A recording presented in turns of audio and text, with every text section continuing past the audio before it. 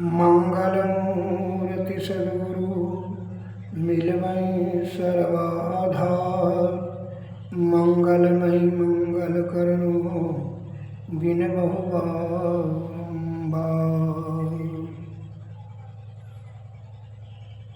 भक्तगणों को तथा देशवासियों को मेरा हार्दिक नमन।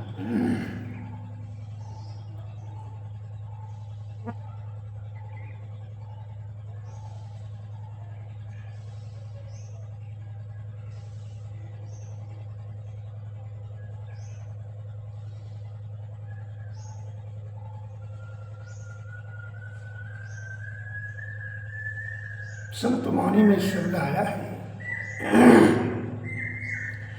काम क्रोध मद मोह त्याग, तृष्णा तजी गुरु भक्ति में लागू। काम क्रोध मद मोह ईर्षा राग द्वेष तृष्णा, इस सबको त्याग करके ही गुरु के भक्ति में लागे, तभी यह जीवात्मा का कल्याण होगा। और विषय से आसक्त रहेंगे, जब तक विषय के दलदल में आप फंसे रहेंगे तो सुख और समृद्धि आपको प्राप्त नहीं हो सकती है। तब तक आप जान लीजिए दुख रूपी दलदल में आप उलझे रहें। इससे पूर्ण मुक्ति पाने के लिए विषय का परित्याग अति अनिवार्य है। आप जितना बड़ा भी भक्त हो जाए, यह विषय में अनुराग है, विषय पर विजय प्राप्त नहीं कर पाए हैं, मन और अहंकार आपके नियंत्रण में नहीं है, तो आप समझ लीजिए कि ईश्वर तो प्राप्त नहीं ही होगा, सुख और शांति और समृद्धि भी प्राप्त नहीं होगा।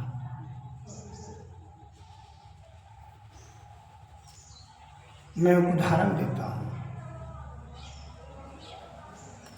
ईर्षा, एक राजा से उसके सिपाही ने रुष्ट भाव से शिकायत करते हुए लहजे में कहा, महाराज, हम पहलवान हैं, जवान हैं, विद्वान भी हैं, ताकतवर हैं,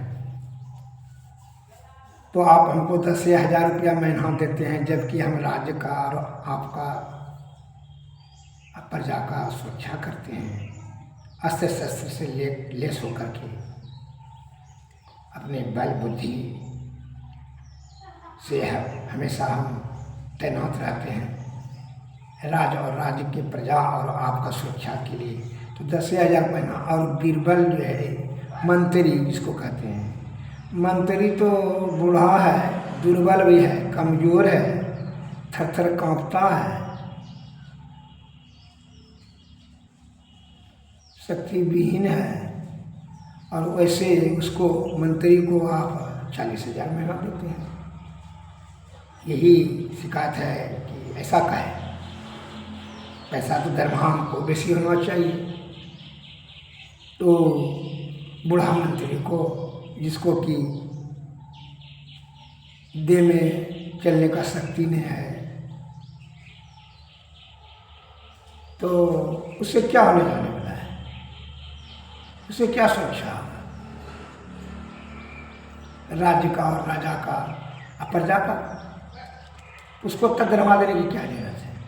ईर्षा के भाव से वह शिकायत किया। राजा साहब ने समझ लिया, ठीक है, इसका प्रश्नों का हम जवाब देते हैं, लेकिन एक तो बात बोलते हैं सिपाही जी, वो भूसा जहाँ रखता है भूसकार में, देखिए तो कुतिया बच्चा देने वाली थी, बच्चा दिया, अगर देख करके आइए तो ठीक है, राजा साहब जाते हैं। वो गया सिपाही, तो कुतिया ने बच्चा दिया था, आया, कहाँ वो बच्चा दी है भूसकार में, तो कितना बच्चा, क्योंकि यह कहाँ गिने, क्योंकि जा करके गिन लीजिए, जाकर गिन के आया कि 4 ठो। कितना बच्चा, क्योंकि 4 बच्चा, क्योंकि कठो कुत्ता है, कठो कुत्ती है, क्योंकि ये कहाँ हम देखें, क्योंकि आइए फिर आकर के देखा जो है 2 कुत्ती है 2 कुत्ता है। आकर के आए गिनकर, तो हाँ राजा साहब देखिए 2 कुत्ता है 2 कुत्ती है। तो कुतवा का रंग कैसा है, कुतिया का रंग कैसा है, तो ये कहूँ देखें कल ठहराइए। वो गया, फिर देखा कि कुत्ता का रंग उजला है, एक ठो काला है, कुत्ती गोली है और एक भूरी है। आए देख करके कहा राजा साहब बता दिए, कुत्ता उजला है काला है, कुत्ती भूरी है गोली है। वाह ठीक। कुतवा को कितना नख है और कुतिया को कितना नख है, जब देखिए तो ये कहाँ देखे, जाके देखिए। देख करके आया क्योंकि 20 नख है उसको 19 नख है। बहुत ठीक, बैठ जाइए। इतने में जो है मंत्री साहब आए टकते झुकते। तो आइए मंत्री साहब, राजा साहब ने कहा प्रणाम हरी प्रणाम। अरे देखिए तो कुतिया ने बच्चा देने वाली थी भूस्कार में, देख लीजिए सही बात है, बच्चा दिया क्या, नहीं देखते हैं कल से कुतिया को। फिर जी आते हैं मंत्री भूस्कार की तरफ गया और वहाँ कुतिया को देखा कि 4 बच्चा दिया, कुत्ता कुत्ती सब देख कर आए। मंत्री जी हाँ देख लिए क्योंकि जी 4 ठो जो है बच्चा दी है, 2 कुत्ता है 2 कुत्ती है। कुतवा का रंग उजला है, एक ठो काला है, एक ठो कुत्ती का रंग भूरी है, एक गोली है। नख कुतवा को नख जो है 20 ठो है, एक ठो को 19 ठो है, कुतिया को भी 18 ठो है, 17 ठो सब बता दिए कि कौन कुत्ता का लंबा है, झगड़ा है, कुत्ता जो है बच्चा प्रबल है, एक ठो दुर्बल है। एवं प्रकार से सही व्याख्या एक ही बार दे दी है। राजा साहब ने कहा ठीक है बैठ जाएगा। तब महाराज ने पहलवान सिपाही की तरफ देखते हुए कहा कि आपके प्रश्नों का जवाब सिपाही जी मिला, क्या कारण है मंत्री जी को 40,000 दरमा देते हैं और आपको 10,000? कहाँ मिला? तुम नहीं मिला, तुम एक ही काम को 5 बार में किया और मंत्री ने वही काम को एक ही बार में सब कर लिया और सब डिटेल हमको बता दिया।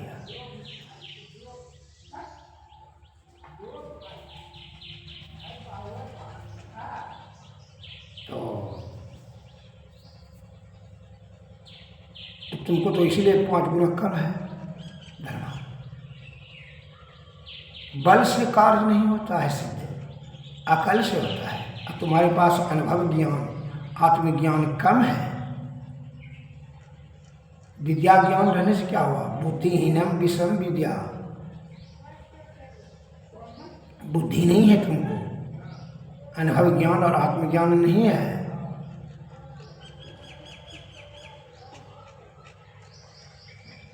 इसी का अभाव के कारण से तुम्हारी योग्यता बीरबल से बहुत कम है, 5 गुना कम है।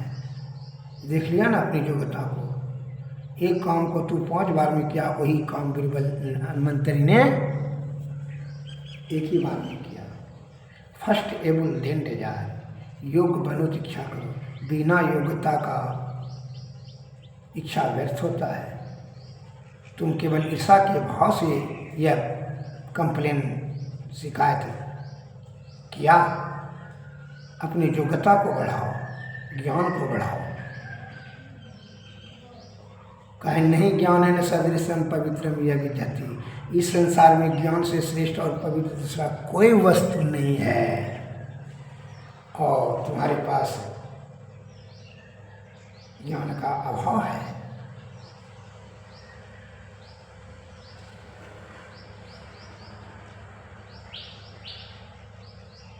इस प्रकार से वह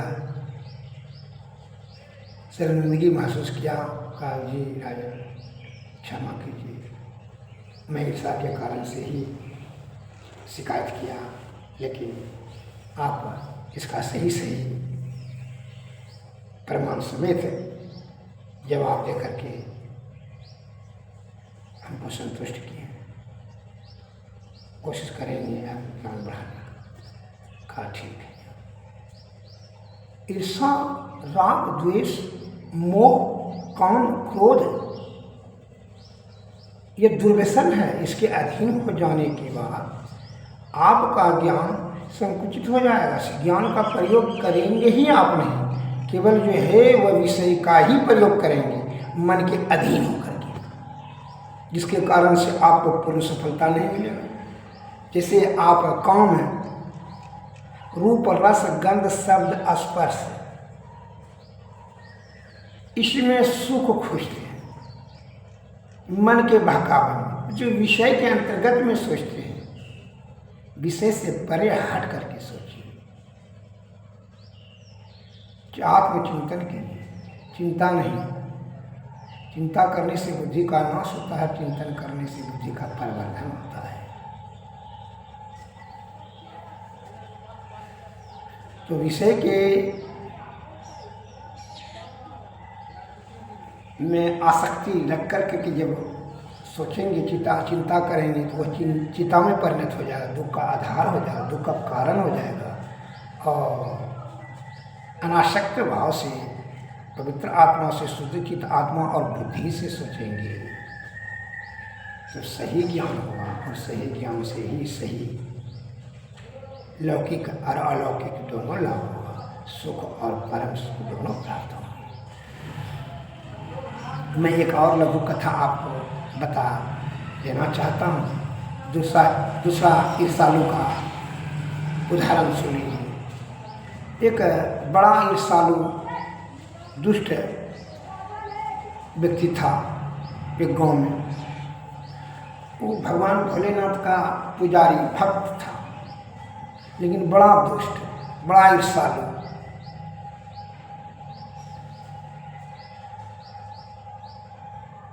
मन ईर्षा से विनाश ही, अपना तो विनाश करवे करता है, दूसरे को भी विनाश करता है।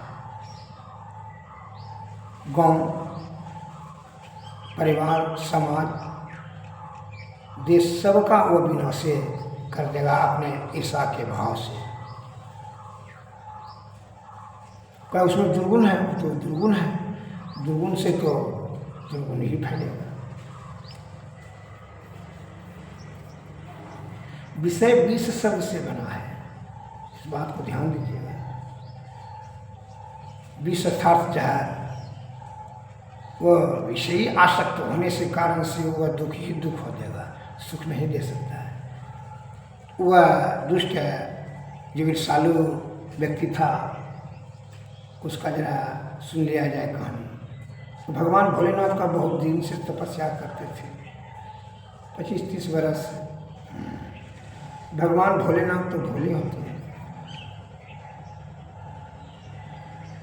वो बहुत करुणा निधान है, कृपा का सागर है।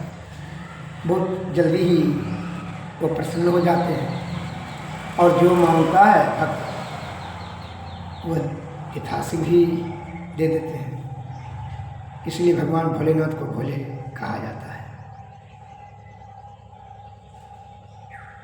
भक्त को दान देने में भगवान भोलेनाथ ने किसी प्रकार का कोई भी कंजूसी या कोई बुद्धि का प्रयोग नहीं करते हैं। कृपालु हैं, बड़े भोले हैं हमारे भोलेनाथ। भोलेनाथ उनकी दरिद्रता पर तरस खाकर, दया करके प्रकट हुए, और भक्त को, भोलेनाथ तो अंतर्जामी हैं, कनकर में संव्याप्त तो जानवे करते हैं, गुण स्वभाव से परिचित हैं। तो जानते थे कि यह भक्त तो मेरा है, पूजा तो रात दिन करते हैं, लेकिन यह है दुष्ट प्रवृत्ति का, ईर्षालु है। इसको थोड़ा सोच खोज करके, समझ करके वरदान देना चाहिए। तो भगवान भोलेनाथ ने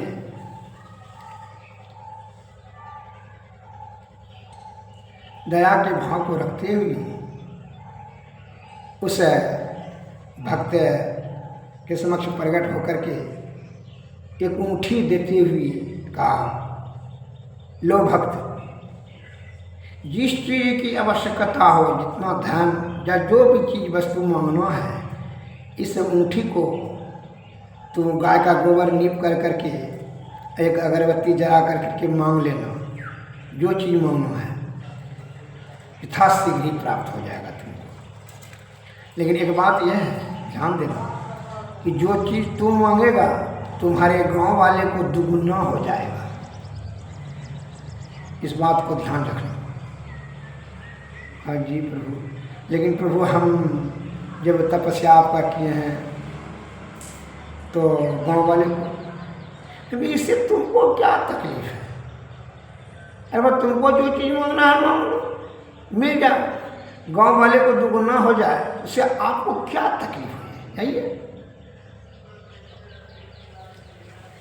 हाँ जी प्रभु, लेकिन ईर्षा से भीतर भीतर तो जलिए। जी प्रभु ठीक है प्रभु, हाँ ठीक है, जाइए। भक्त तो आ गए, लेकिन ईर्षा का तो भाव नष्ट नहीं होता है। तुलसी पिछले पाप से हरि चर्चा न सहाय, जैसे ज्वरों के ताप से अन्नों की रुचि जाए। जिसका जैसा गुण है वो यथाशीघ्र ही पवित्र नहीं होता है, दुर्गुण नहीं छोड़ता है। गुण जिसका सद्गुण का संस्कार है सद्गुण नहीं छोड़ेगा, जिसका दुर्गुण का संस्कार है दुर्गुण नहीं छोड़ेगा। जल्दी बहुत सदियों लग जाएगा। जैसे शराब के पात्र को पूरा धोया जाए, उसका बदबू छीन नहीं होगा। कोयला में पूरा साबुन का खद्दा में डुबा दिया जाए, कोयला क्या होगा? उजला नहीं होगा, साफ नहीं होगा, खड़े रहेगा।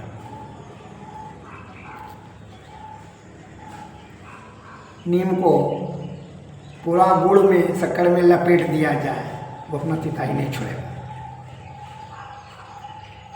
उसी प्रकार दुर्जन दुर्गुण वाला दुष्ट व्यक्ति अपनी दुष्टताई को नहीं जल्दी छोड़े। वो गांव आया ऊँठी लेकर के, तो पत्नी से बड़ा करते हुए कहा, देखो ना भोलेनाथ का तपस्या पूजा किए हैं तो हमको खुश होकर के ये मुट्ठी दिए हैं, और कहा गाय का गोबर से लीप लेना, अगर जरा के जो भी मांगेगा तुमको तुरंत मिल जाएगा।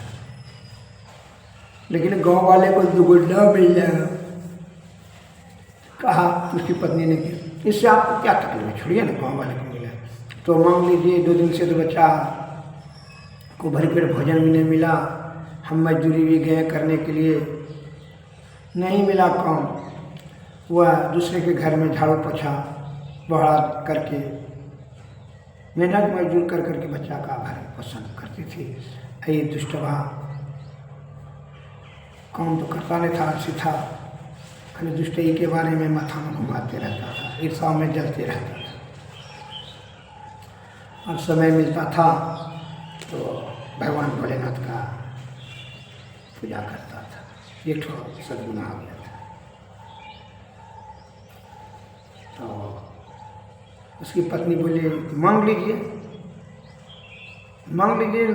5 कुंटल चावल, 5 कुंटल गेहूँ, 5 कुंटल दाल मांग लीजिए, तथा सब्जी और कुछ रुपया भी मांग लीजिए, कपड़ा पहन लेंगे। कह रहे गाँव वाले को दुगुना हो जाए, क्योंकि गाँव वाले सबको क्या मतलब दुगुना हो जाए 4 गुना हो जाए, उससे आपको क्या मतलब है, मांगिए ना। तो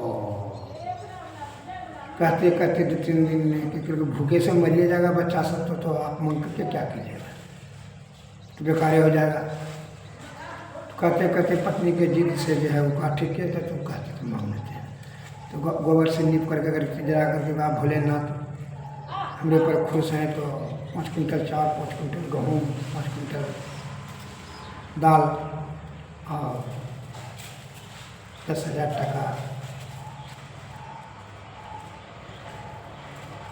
प्राप्त हो जाए, तुरंत मिल गया। और गाँव वाले को इससे दुगना मिल गया।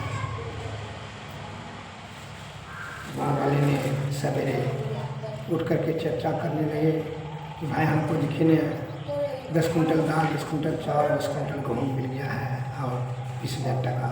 तो बोलना हमें बताओ समय कहाँ हमको मिला, हमको समय गाँव ने ऐसा से तो जल भून उठा। वह एवं प्रकार से वह और इस साथ के तो चरम बिंदु पर चला गया। कहता है मैंने मन सोचा अच्छा इसका बदला लेंगे, भगवान ने नाइंसाफी किया है, हम पूजा किए और ये गाँव वाले को दुगना मिले। तो चावल आटा खाते खाते जो है तो वर्षा का दिन आ गया, जो है छत तो था नहीं, झोपड़ी खोपड़ी था, उस वर्षा में लगातार 7 दिन वर्षा वो चुनने लगा था। उसकी पत्नी ने जिद किया कि जो है पक्का का मकान मांग लीजिए वाला, जो कि देखिए बच्चा का भी मिले है कि मेरा से सुख से क्या है, छत टपकता है, छज्जा में कपड़ा वपड़ा क्या है, छतें मांग लीजिए। क्योंकि ठीक है, तो पूरा जिद करने के बाद दोनों जिद में कहा ठीक है जब तुम कहती हो, लेकिन गांव वाले को 2 भला हो जाएगा, तो होने नहीं दीजिए। एक महला मांग लिया गांव वाले को, सबको 2 महला हो गया। इसका तो अब ईर्षा का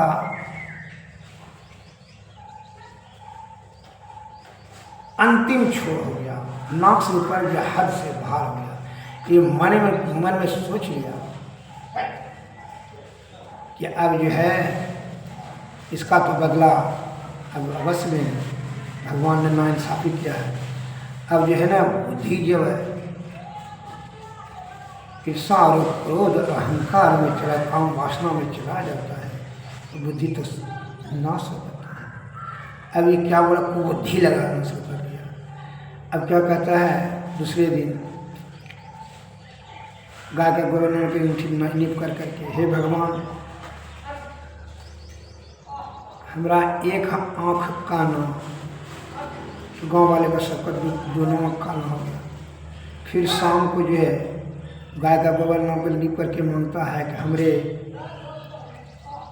द्वार पर 2 कुइयाँ, गाँव वाले के द्वार पर जो है 4 कुइयाँ हो गया। अब जैसे घर से निकलता था तो कत्ता का हड्डी टूट गया, कत्ता कुइयाँ में गिर करके मर गया।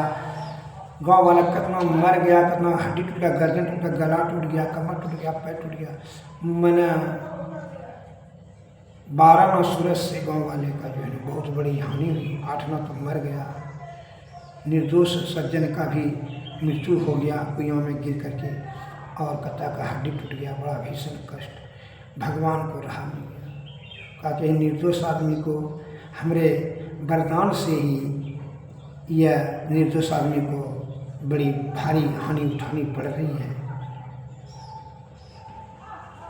यह तो एक तो कहता है, इसलिए कहता है 100 बुझ राजा 1000 बुझ चोर अल्लू 4 बुझ कहीं लगा। जो विषया आसक्त है उसका बुद्धि का छोर और छोर नहीं लगेगा। 100 रुपये आग में जल कर करके हुआ, जल करके गाँव समाज देश दुनिया सबको जला देगा। ईर्षालु से सबसे ज़्यादा घातक होता है। तो भगवान कुपित होकर करके भोलेनाथ कुपित हो गए और प्रकट होकर के उनको ऊँठी छीन कर ले लिया और कहा कि जाओ तुम पर तुम्हारा जो है रौरव नरक में तुम वास कर। उसको प्रकृति प्रकोपित हुआ और कहना तो था ही, सब गाँव वाले को ठीक किया और उसको कोढ़ी होने का श्राप दिया। इसका दंड तुमको, सभी का पाप का दंड तुमको, उसका पाप का दंड उसको मिला। जो भीषण कष्ट में जीवन उसका नरक से भी बदतर हो गया।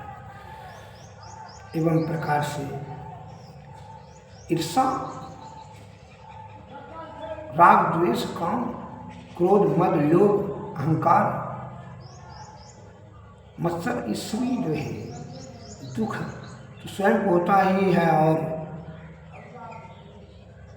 दूसरे को भी वह दुख देने का कोशिश करता है। जैसे एक अपराधी ने अपना अपराध के कारण से 75 अपराधी को पैदा कर देगा, जिसके कारण से सज्जन आदमी भी विवश होकर करके अपराधी का रास्ता अपनाने लगता है।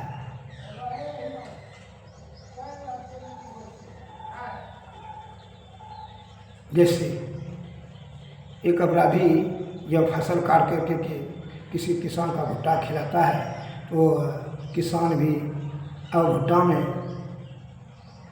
मकई का जो गाछ भुट्टा में खुद्दन देता है तो जहर देता है, वो खाता है पशु ने, बड़ी भीषण पीड़ा होती है और कष्ट होता है, मर भी जाता है। तो एक अपराधी ने अपना घास भूसा खरीद करके नहीं खिला करके दूसरे का नुकसान करता है, पाप करता है, उसके पाप से दूसरे के मस्तिष्क में भी पाप होता है। और तीसरा को हानि होता है भैंस को, निर्दोष भैंस गाय भैंस बकरी को जो है मृत्यु होता है। यह एक अपराधी का अपराध और ईर्ष्या का ही दुष्परिणाम है, लोभ और लालच का ही दुष्परिणाम है, जिससे कि विषय से जितना भी कुबुद्धि उत्पन्न होगा वह नाश ही कराएगा। सुख तो करेगा ना, न करेगा, न करने देगा, न दूसरे को करवाएगा। दुख रूपी अग्नि में सबको झोंक देगा। इसलिए कहता है संत महात्मा, काम क्रोध मद मोह त्याग, तृष्णा तजी गुरु भक्ति में लाग। इसलिए हे बंधु, सतोगुण में सदाचार का पालन करें, संतोष रखें और त्याग का शक्ति को बढ़ावें। सदगुरु के शरण में जाएं तब जो है सभी विषय उनके चरणों में अर्पित कर दें, चलकर राख हो जाएगा और निश्चल और निष्कपट शुद्ध चित्त आत्मा से, पवित्र आत्मा से, चित्त और बुद्धि से गुरु का सेवा करें, उनसे कृपा कर करके युक्ति प्राप्त करेंगे। युक्ति से तो भक्ति, भक्ति से तो मुक्ति।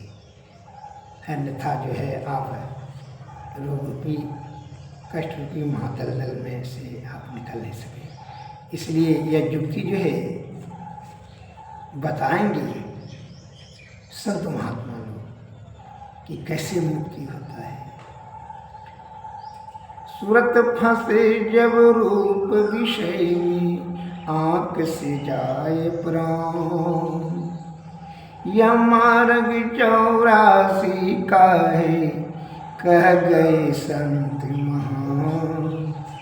सूरत फंसे जब शब्द विषय में, कौन से निकले प्राण, यह मार्ग 84 का है, कौन करे कल्याण। सूरत फंसे जब गंध विषय में, नासिका से निकले प्राण, यह मार्ग 84 का है, यही से जग में दुख महान।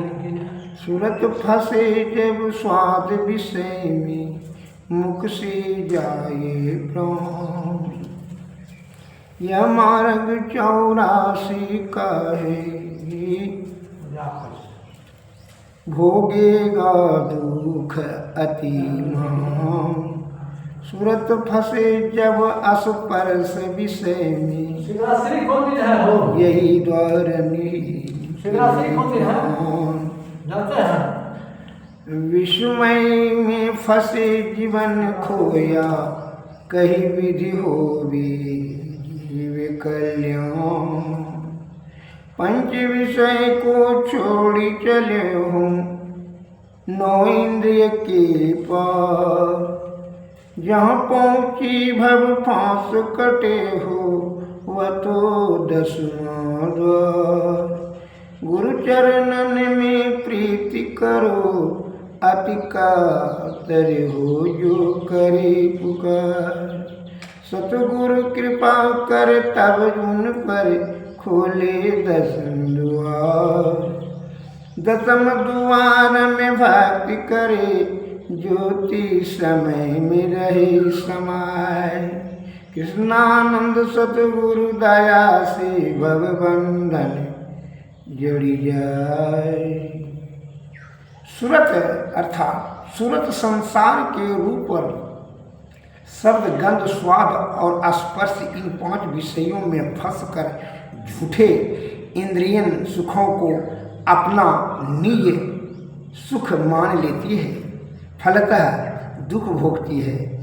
जब तक जीवात्मा शरीरस्थ 9 द्वारों को छोड़ 10वें द्वार में अपनी पहुँच नहीं प्राप्त करेगी, वास्तविक सुख नहीं मिलेगा।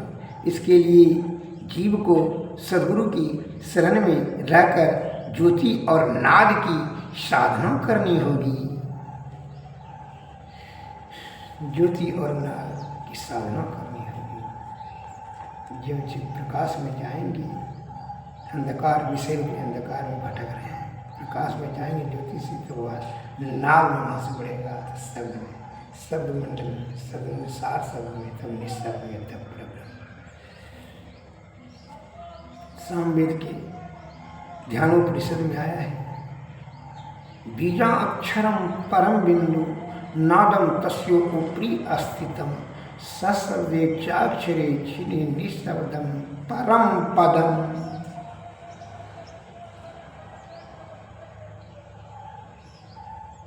अरे तू पहले विषय को तो परित्याग करो, तब तो सुख, परम सुख, वो सुख का बरखान नहीं तो कर सकेगा। शब्द ही नहीं रहेगा, निशब्द हो जाएगा। अतः गुरु के शरण में जाओ। आरती तन मंदिर में कीजिए, दृष्टि जुगल कर सन्मुख दीजिए। चमके बिंदु सूक्ष्म यति उजल, ब्रह्म की ज्योति अनुपम लख दीजिए। जगमग जगमग रूप वरमंडल, निरखी निरखी ज्योति तज दीजिए। शब्द सूरतय भ्यास सरल तर, करि करि सार सवद गही। ऐसी जुगति काया गढ़ त्यागी, भव ब्रह्म वेद सकल मल छीजे। भव खंडन या रतिया निरमल, करिमयी अमृत रस पीजे। आरती तन मंदिर में कीजे, दृष्टि जुगल कर सन्मुख दीजिए। श्री सद्गुरु महाराज की जय, श्री सद्गुरु महाराज की जय। सद्गुरु नमः। ओम शांति, ओम शांति। मैं देशवासियों को मोक्ष प्राप्ति करने हेतु जो आदि महापुरुषों, संत महात्माओं के मुखारबिंद से निकला हुआ प्रवचन है, वही शब्द को पुनरावृत्ति करके मैं इशारा देना चाहता हूँ कि महाजना एन कहता पंथा। महापुरुष जिस रास्ते से गए वही रास्ता हम लोगों को जाना चाहिए। इसी में जीवात्मा का कल्याण होगा। ओम शांति। भोले बाबा के मंदिर में आकर के मैं देशवासियों का चंद शब्दों में सेवा करने की भावना से अपना वक्तव्य रखा। श्री सद्गुरु नमः। श्री सद्गुरु नमः। मंदिर को आप देख सकते हैं, भोले बाबा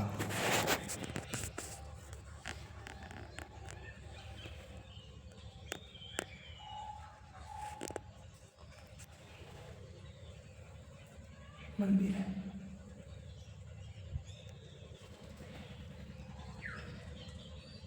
ओम नमः शिवाय। हर हर